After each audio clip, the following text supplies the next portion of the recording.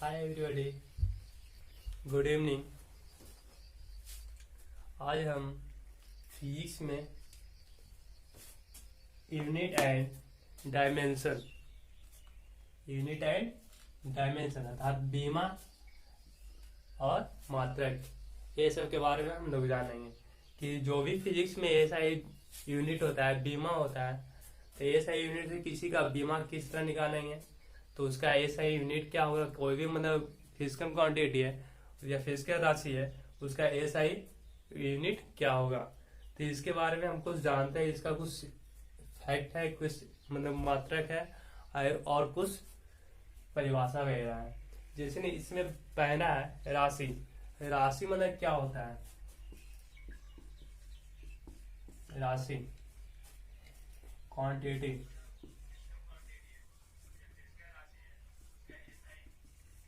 Quantity अर्थात राशि, और इसका अंग्रेजी होता है क्वांटिटी। क्वांटिटी किसे कहते हैं, ठीक है। तो जिसे संख्या के रूप में प्रकट कर सकते हैं, मतलब कोई भी ऐसा मात्रक या उसका ऐसा राशि जिसको हम संख्या के रूप में क्या कर सकते हैं, प्रकट कर सकते हैं, मतलब लिख सकते हैं। प्रकट होने क्या, लिखना, उसे हम संख्या के रूप में लिख सकते हैं, उसे क्या कहेंगे, राशि अर्थात क्वांटिटी। किसी ने कहा है कि 5 केजी, तो 5 केजी हम लिख सकते हैं ना, तो इस जो द्रव्यमान को लिख सकते हैं ना, तो इसी को क्या होगा, राशि क्वांटिटी। जिसने 4 मीटर मेज की लंबाई, तो मेज की लंबाई को भी हम माप सकते हैं, उसको लिख सकते हैं। फिर बहुत जिसने दूरी को भी हम माप सकते हैं कि कितना दूरी है, क्या है, ये सब माप सकते हैं। तो सब क्या है, किसके अंदर आता है, राशि के अंदर, क्वांटिटी। आगे देखते हैं, तो आगे है भौतिक राशि। भौतिक राशि, इसका अंग्रेजी होता है फिजिकल क्वांटिटी। फिजिकल क्वांटिटी, तो फिजिकल क्वांटिटी कहें किसे, वैसी राशि जिन्हें मापा जा सके उसे भौतिक राशि कहते हैं। वो ऐसा राशि जिसको हम माप सकते हैं, कितना भी हो, कुछ भी हो, उसको हम माप सकते हैं, उसी को हम भौतिक राशि कहते हैं। ये नहीं जिसको हम नहीं माप सकते हैं, उससे हम भौतिक राशि नहीं करते। जिससे हवा को हम माप सकते हैं, कितना है, क्या है, कितना नहीं है।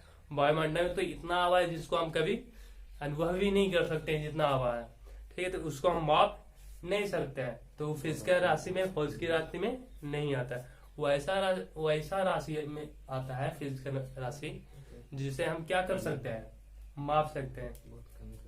जैसे में आता है द्रव्यमान। द्रव्यमान को हम क्या कर सकते हैं, माप सकते हैं। कोई चीज का भी द्रव्यमान अगर मापना रहेगा तो उसको तौल के हम माप सकते हैं कि कितना केजी है, कितना ग्राम होगा, कितना क्विंटल होगा, कितना मन होगा, वगैरह वगैरह माप सकते हैं। जो दूरी हो गया, दूरी ऐसा डिस्टेंस को भी माप सकते हैं। कोई कितना दूरी चला, वो कितना दूरी गया, क्या किया, तो वो माप सकते हैं। टाइम को भी हम माप सकते हैं। टाइम अर्थात समय को भी हम क्या कर सकते हैं, माप सकते हैं। कि जिसने हम यहाँ मान लो कि यहाँ पे हम पढ़ा रहे हैं, ठीक है, तो मान लो कि हम 2 घंटा पढ़ाएं, तो ये एक टाइम हुआ ना, इसको हम माप सकते हैं ना कि हाँ हम 2 घंटा पढ़ाए हैं, 4 घंटा पढ़ाए हैं, 4 घंटा से हम यहाँ पर ही हैं। तो ये सब क्या हो गया, टाइम। इसको हम क्या कर सकते हैं, माप सकते हैं। अब आगे चलते हैं। ये जो भौतिक राशि है, फिजिकल क्वांटिटी, ये 2 प्रकार का होता है। फिजिकल क्वांटिटी 2 प्रकार का होता है। पहला और दूसरा। तो पहला होता है अदिश,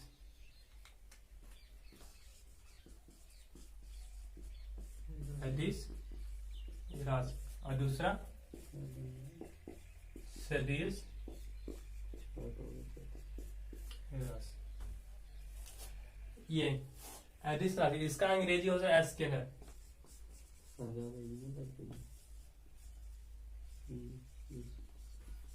स्केलर क्वांटिटी। इसका होता है वेक्टर क्वांटिटी। तो लाइट दिखाओ, ये बीवर दिखाओ, वेक्टर देख के है क्वांटिटी। अब ये दोनों के बारे में हम जानते हैं कि अदिश किसे कहेंगे और सदिश किसे कहेंगे, और अदिश क्या होता है एंड सदिश क्या होता है, ये सब के बारे में हम जानेंगे। तो पहले हम जानते हैं यहाँ पे ये आ जाते हैं अदिश। अदिश क्या है, तो वैसा राशि, वैसा फिजिकल राशि क्वांटिटी, वैसा फिजिकल क्वांटिटी जिसे हम माप सकते हैं, जिसमें परिणाम हो, या फिर माप सकते हैं या फिर परिणाम हो, वही हुआ। जिसमें परिणाम हो लेकिन डायरेक्शन ना हो, मतलब दिशा ना हो, उसे क्या कहेंगे, अदिश राशि। जैसे ने हम क्या कहेंगे 5 मीटर जाना है, तो 5 मीटर जाना है, ये तो हम जा रहे हैं कि 5 मीटर हमको जाना है, और परिणाम हो गया। देखिए इसमें ये डायरेक्शन तो बताया कि वो 5 मीटर जाना है, तो 5 मीटर किधर जाना है, पूरब जाना है, पश्चिम जाना है, उत्तर जाना है, दक्षिण जाना है, किधर जाना है ये तो पता नहीं है। तो ये क्या हो गया, एक स्केलर क्वांटिटी का एग्जाम्पल हो गया। तो स्केलर क्वांटिटी में आ गया कौन कौन, जिसने आ गया दूरी,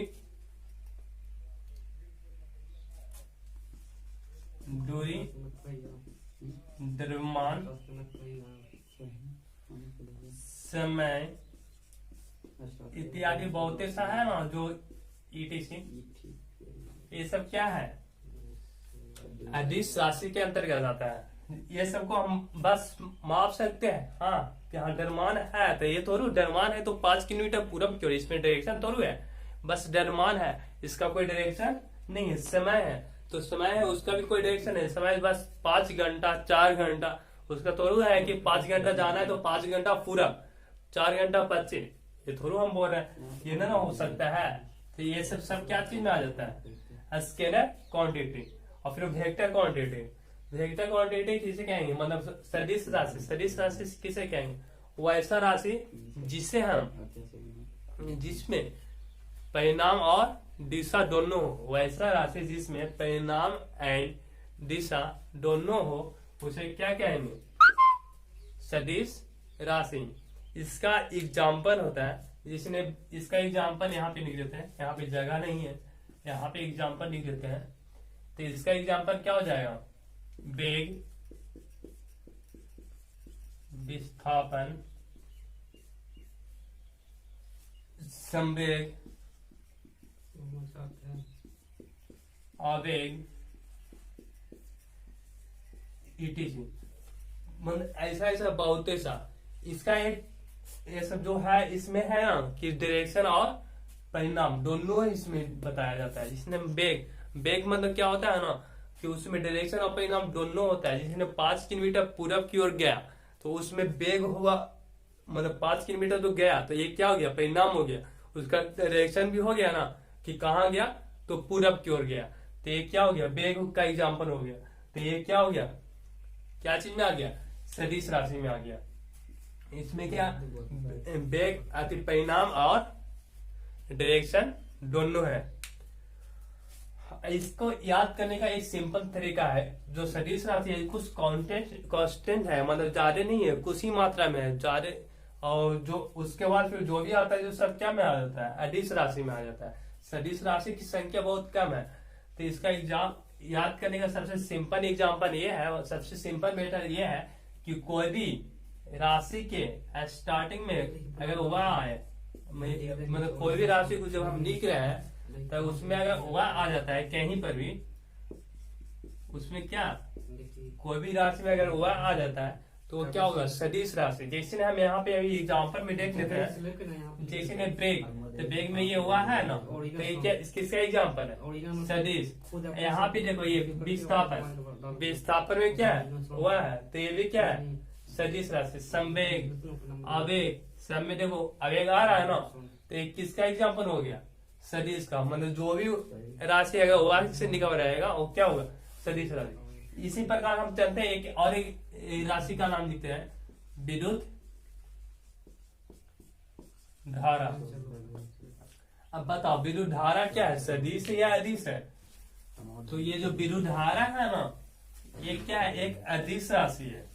इसमें कोई डायरेक्शन नहीं होता है कि कौन सा डायरेक्शन में हमको जाना है, जो विद्युतधारा का कोई डायरेक्शन नहीं होता है। तो ये क्या कौन सा राशि हो जाएगा? अदिश अदिश राशि। मतलब कुछ ऐसा भी है जिसका मतलब कोई पता नहीं है, तो मतलब 99% जो होगा ना वो सदिश राशि होगा। बाकी कुछ ऐसा भी है जो सदिश राशि नहीं होता है, जिसको हम कहते हैं अपवाद में।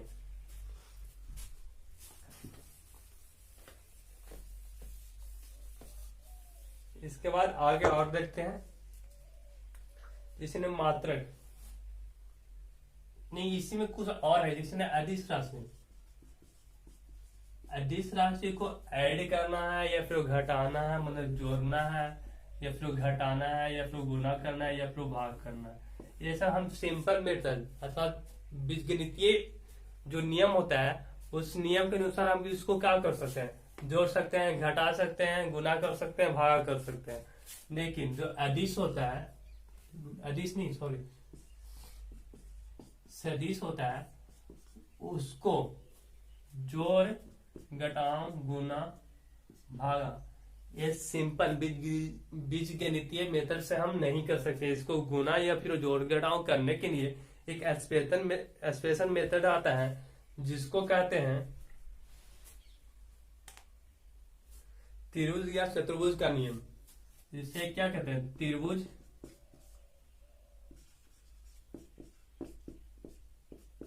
चतुर्भुज का नियम। इसको जो गुना भाग जो भी करना होगा, जोड़ घटाओ जो भी करेंगे वो कौन सा नियम के अनुसार करेंगे? त्रिभुज एवं चतुर्भुज के नियम के अनुसार। इसके ये नियम के अनुसार नहीं होगा। लेकिन जो अदिश राशि है उसको हम जोड़ घटाओ गुना भाग सिंपल मेथड से हम कर सकते हैं।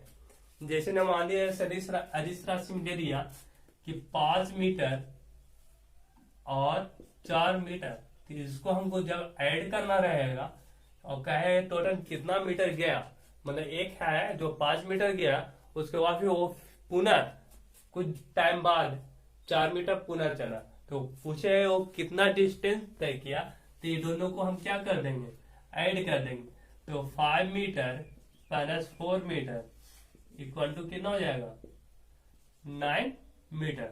लेकिन वही अगर सदिश में रहेगा कि 5 मीटर भी स्थापित हुआ और उसके बाद फिर वो 4 मीटर भी स्थापित हुआ, तो इसको जब ऐड करना रहेगा तो उसको कौन सा नियम यूज करेंगे? त्रिभुज का नियम। तो त्रिभुज का नियम क्या कहता है? जिसने ये मान लो 5 का स्क्वायर हो जाएगा प्लस 4 का स्क्वायर हो जाएगा। जो जानते हैं ना, कर्ण बराबर नम स्क्वायर प्लस आधार स्क्वायर, उसके बाद फिर रूट, तो उसी नियम के अनुसार ये चलेगा त्रिभुज के। तो ये कितना हो जाएगा? 5 का स्क्वायर कितना? 25, 4 का स्क्वायर कितना? 16, दोनों को ऐड कर दो तो कितना आ जाएगा? √141 41 मीटर। तो ये क्या हो गया? ये सदिश राशि में आया कितना? 41 मीटर। लेकिन अदिश में कितना आया? सिर्फ 9 मीटर। तो ये जोड़ने और घटाने का इसका एक मेथड है।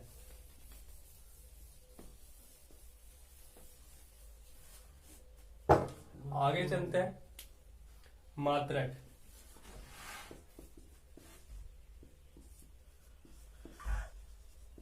यूनिट। किसी भौतिक राशि को मापने के लिए एक मात्रक की आवश्यकता पड़ती है, उसे क्या कहते हैं? मात्रक। कोई भी भौतिक राशि होता है उसको नापने के लिए एक मात्रक की आवश्यकता पड़ती है। बिना मात्रक को हम किसी को हम माप नहीं सकते, कोई भी राशि को माप नहीं सकते। उसी को क्या कहते हैं? यूनिट। जैसे ने कहेगा कि 5 मापना है तो 5 मतलब क्या द्रव्यमान?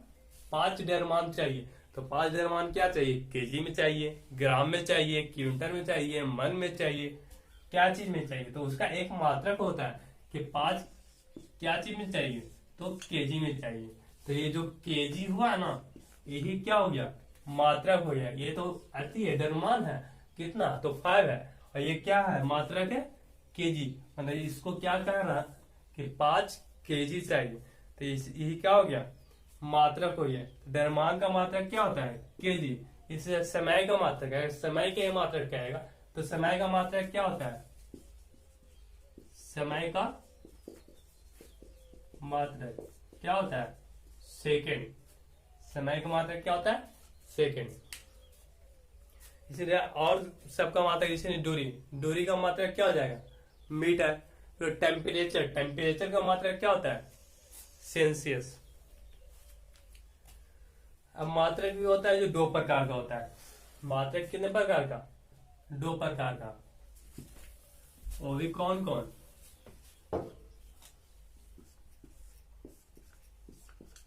मात्रक 2 प्रकार के। पहला मूल मात्रक, दूसरा व्युत्पन्न मात्रक।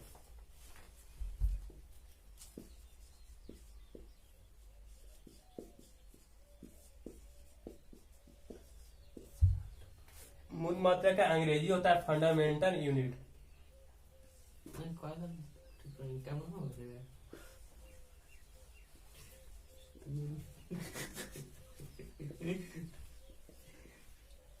और इसका होता है ड्राइव यूनिट।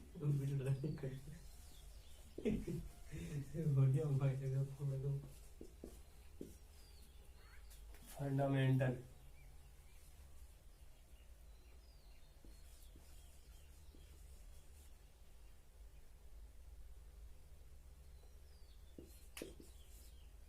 Fundamental unit. अब जानते हैं मूल मात्रक और आधारी मात्रक, मतलब व्युत्पन्न मात्रक किसे कहेंगे। तो मूल मात्रक उसे कहेंगे जो दूसरे पर निर्भर न हो। वो ऐसा मात्रक जो दूसरे मात्रक पर निर्भर न हो, उसे क्या कहेंगे, मूल मात्रक। जिसे ना हम मान देते हैं इसका समय का, समय का जो मात्रक होता है वो क्या होता है, सेकेंड। या किसी और पर निर्भर नहीं है, बस ये स्वतंत्र है, तो ये कौन सा मात्रक हो गया, मूल मात्रक। जिसमें लंबाई, लंबाई के क्या होता है, लंबाई के क्या होता है, मीटर। तो मीटर भी क्या है, मूल मात्रक का एग्जाम्पल है। तो ये वैसा मात्रक जो दूसरे पर निर्भर न हो, वैसा मात्रक जो दूसरे पर निर्भर न हो, उसे क्या कहेंगे, मूल मात्रक अर्थात फंडामेंटल यूनिट। और दूसरा व्युत्पन्न मात्रक, व्युत्पन्न मात्रक किसे कहेंगे, वैसा मात्रक जो दूसरे पर निर्भर हो सके, वैसा मात्रक जो दूसरे पर अर्थात दूसरा कौन, मूल मात्रक पर क्या करे, निर्भर करे, उसे क्या कहेंगे, व्युत्पन्न मात्रक अर्थात फंडामेंट अति ड्राइव यूनिट। जिसे हम मान लेते हैं इसका चांद। चांद का मात्रक क्या होता है, मीटर पर सेकेंड, मीटर पर सेकेंड। तो ये देखो मीटर भी क्या है, एक फंडामेंटल यूनिट है, और सेकेंड भी क्या है, एक फंडामेंटल यूनिट है। तो मीटर और सेकेंड दोनों क्या हो गया, फंडामेंटल यूनिट हो गया, जो मिल के क्या बना रहा है, ड्राइव यूनिट। तो यहाँ पे ये क्या है, ये जो ड्राइव यूनिट है वो किस पर डिपेंड कर रहा है, फंडामेंटल यूनिट पर। अगर फंडामेंटल यूनिट नहीं रहेगा तो ड्राइव यूनिट नहीं बन सकता। तो जो ये ड्राइव यूनिट है वो किस पर डिपेंड करता है, फंडामेंटल यूनिट पर। तो इससे हम कह सकते हैं कि जो ड्राइव यूनिट है वो फंडामेंटल यूनिट पर निर्भर करता है। तो वैसा व्युत्पन्न मात्रक किसे कहेंगे, वैसा मात्रक जो मूल मात्रक पर निर्भर करता हो, उसे क्या कहेंगे, व्युत्पन्न मात्रक। मात्रक कुछ और होता है, मात्रक की पद्धतियां, मात्रक के लिखने के लिए 3-4 पद्धति होती है। तो कौन कौन सा होता है वो जानते हैं और देख लेते हैं थोड़ा सा।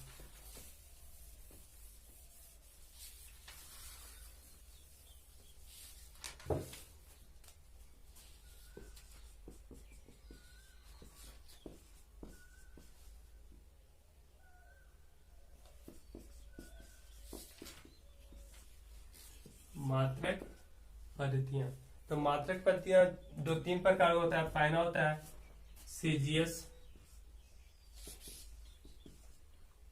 दूसरा होता है एमकेएस, तीसरा होता है फुट ऑन सेकेंड, चौथा होता है एसआई यूनिट। अब सबके बारे में जानते हैं, सीजीएस क्या होता है, एमकेएस क्या होता है, फुट पर सेकंड क्या होता है और एसआई यूनिट क्या होता है। ठीक है, तो सीजीएस ये एक फ्रेंच पद्धति है, ये एक क्या है, फ्रेंच पद्धति। हाँ, ये सबसे पहले कहाँ यूज होता था, तो फ्रांस में यूज होता था। ये वैसा पद्धति जो कहाँ यूज होता था, फ्रांस में।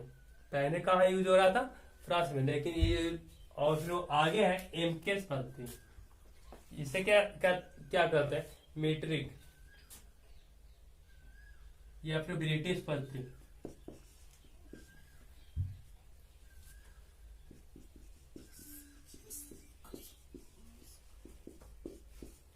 ये कहाँ यूज होता है, एमकेएस पद्धति कहाँ यूज होता था, ब्रिटिश में।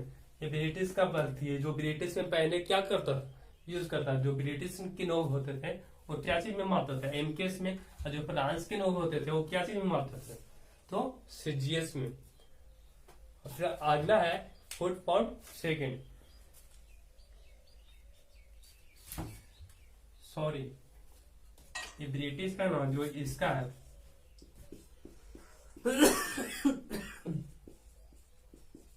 ब्रिटिश पद्धति, यह है ना जिसको कहते हैं मैट्रिक पद्धति।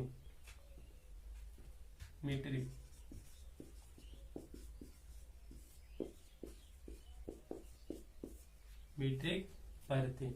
अब इसमें पहले ये कहाँ, फ्रांस में यूज होता था, ये ब्रिटिश में यूज होता था। और ये जो एमकेएस है वो बहुत से देश में यूज होता है, इसलिए इसे क्या कहते हैं, मीट्रिक पद्धति। बाकी सब देश में कुछ अलग अलग यूनिट यूज होता था, कहीं एमकेएस होता है, कहीं पर सीजीएस, कहीं पर फुट पर सेकेंड, कहीं पर कुछ और यूनिट यूज करता था। तो इससे बड़ा प्रॉब्लम होने लगा। कोई भी देश कुछ यूज कर रहा है, हम कुछ यूज कर रहे हैं, तो हम यहाँ से सामान वहां वो देश में भेजते थे, तो हम मापने में, ये सब करने में बहुत ही टाइम लगता था, बहुत ही दिक्कत होती। तो इसीलिए सारा मिल के एक क्या 1967 ईस्वी में 1967 ईस्वी में एक अधिवेशन हुआ मापतौल का। तो उसमें सब मिल के एक साथ एक यूनिट को जन्म दिया, जिसे क्या क्या कहा, एसआई यूनिट। अब सब में जानते हैं कि क्या चीज में क्या मापा जाता है। इसमें सीजीएस में तो जो सीजीएस में जो दूरी होता है उसे मापते हैं सेंटीमीटर में। जो द्रव्यमान होता है उसको मापते हैं ग्राम में। और जो समय होता है उसको मापते हैं सेकंड में। एमकेएस में जो दूरी होता है उसको मापते हैं मीटर में। और जो द्रव्यमान होता है उसको मापते हैं केजी में। और जो समय होता है उसको मापते हैं सेकंड में। अब आगे है फुट पर सेकंड। तो फुट पर सेकंड में जो दूरी होता है उसको मापते हैं फुट में। और जो द्रव्यमान पी, द्रव्यमान होता है जो पाउंड में मापते हैं।